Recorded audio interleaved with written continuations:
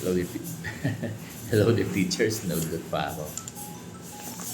So, dadali natin ito sa ano. Sa, ito na, mamaya. Sa Supreme Court, no? Ito na yung papareceive natin. Andito na yung mga Xerox copies ng mga garnish letter. Court order ng garnishment ng mga guro. Ito yun, ano?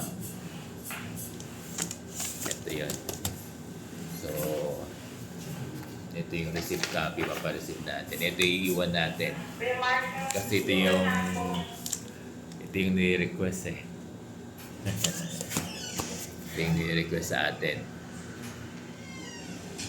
So, ako na lang. Parang sasama daw si Ma'am Mace. Ano bang apelido ni Ma'am Mace? Oo. Velasquez kasi yung nasa ano niya eh. Yung nasa kapuso mo, Jessica. So, kasama daw siya eh. Actually, dalawa kaming, kasi nagsumulat din siya. Yung Macy Ibal. Macy Velasquez Ibal. Ayun. Kasi dalawa, sumulat ako sa essay, sumulat din siya. Kaya pareho kami in-email. Oo. Isang email lang ito.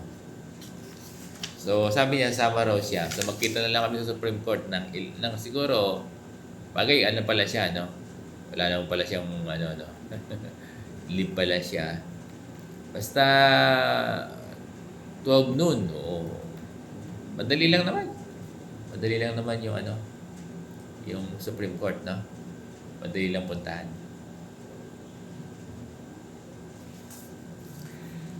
Kaya mga last time ko na pupuntahan. The pictures ito ha. Again, disclaimer, no? Hindi common, dinala natin to ay lifted na. Hindi, walang ganun. Mag-aantay pa uli ako kung ano yung magiging reply ng Supreme Court, no? The Attorney Mel Christopher Lantion, ayan, SC, Senior Chief Staff Officer, Office of Court Administrator, Maria Teresa Dolores C. Gomez S. Tuesta, Supreme Court of the Philippines. May number dito eh.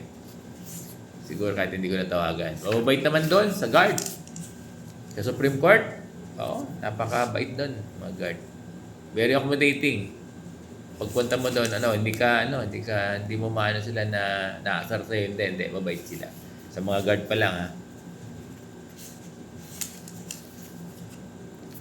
So, dear teachers, tingnan natin kung ano magiging resulta nito, no? Pero, sinama ko yung, alam naman nila yung purpose natin, nabasa nila. Very clear sa kanila. Ang gusto natin ay huwag kuhanin lahat yung garnishment. Hindi naman i-lift. Ang hiling natin ay huwag ibigay lahat. Ang hiling natin dito, yung mga benepisyo ay makuha ng guro at ang maiwan na lang ay yung salary. Yun yung ating prayer sa Supreme Court. Ayan. Sabi nila, Sir Bong, magpapile ka ba ng case? Hindi. Di ba? Alam niyo sa Supreme Court, di ba nagpupunta lang dyan yung mga nagpapile ng case? Sa atin naman, iba.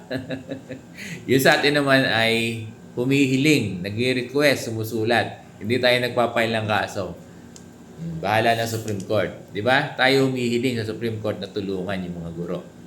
Dahil sila ang pwede mag-rule out dito sa mga garnishment. Hindi natin alam kung paano gagawin ng Supreme Court. Hindi tayo nagdidemanda, hindi din tayo nagpapasa ng appeal sa korte, walang ganon. Ito ay purely communication letter ng ating paghihingi ng tulong sa kanila. Request, So pwede pa lang ganun, Sir Bong, no? Na sa Supreme Court, merong mga communication na ganito, no? Hindi nagpapile ng kaso. Lahat man nagpupunta ng Supreme Court, kasi lahat na nagpupunta ng Supreme Court, di ba, nagpapile ng case. Tayo hindi. Nanghihingi tayo ng tulong sa ating Supreme Court Justice. Honorable Alexander G. Jesmundo, no? Chief Justice of the Supreme Court. And attention, to Attorney Mel Christopher Lantion, so on and so forth. So, magandang umaga po. Again, 12 ang alis na Sir Bong. Hindi na ako mag-file ng forced leave, no? Kasi nandito naman ako sa school eh. At maaga pa nga ako no? Dear teachers.